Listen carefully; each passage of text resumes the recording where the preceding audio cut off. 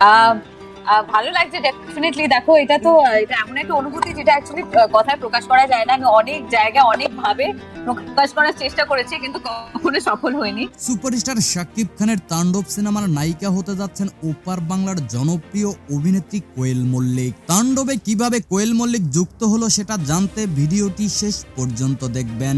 Superstar Shakib খানের নতুন cinema তাণ্ডব নিয়ে ভক্তদের কৌতূহলের শেষ নেই। সিনেমাটির নির্মাতা রায়হান রাফি ইতিমধ্যেই জানিয়েছেন এটি হবে বাংলাদেশের সবচেয়ে বড় বাজেটের এবং ভিজুয়ালি দুর্দান্ত একটি সিনেমা।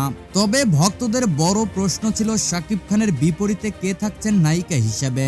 অনেকদিন ধরেই শোনা যাচ্ছিল কলকাতার জনপ্রিয় অভিনেত্রী কোয়েল মল্লিক এই সিনেমার নায়িকা হতে পারেন, যদিও এতদিন বিষয়টি শুধুই গুঞ্জন ছিল।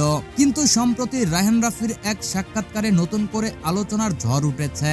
এক সাক্ষাৎকারে রাফি সরাসরি কোনো নাম প্রকাশ না করলেও তার ইঙ্গিতপূর্ণ কথাই স্পষ্ট হয়ে উঠেছে। ওপার বাংলার এক শীর্ষস্থানীয় নায়িকাই থাকছেন শাকিব খানের বিপরীতে। আর এতেই নেটিজেনদের ধারণা আরো জোরালো হয় যে তাণ্ডবের নায়িকা হিসেবে থাকছেন কোয়েল মল্লিক। শাকিব খান ও কোয়েল মল্লিক এর আগে একসঙ্গে কাজ করেননি, কিন্তু তাদের জুটি নিয়ে বহুদিন ধরে আলোচনা হচ্ছে।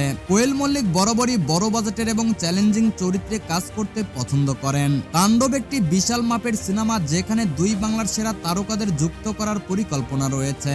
এখন প্রশ্ন একটাই, তাণ্ডবে শাকিব খানের নায়িকা কি সত্যি কোয়েল মল্লিক নাকি অন্য কোনো চমক অপেক্ষা করছে?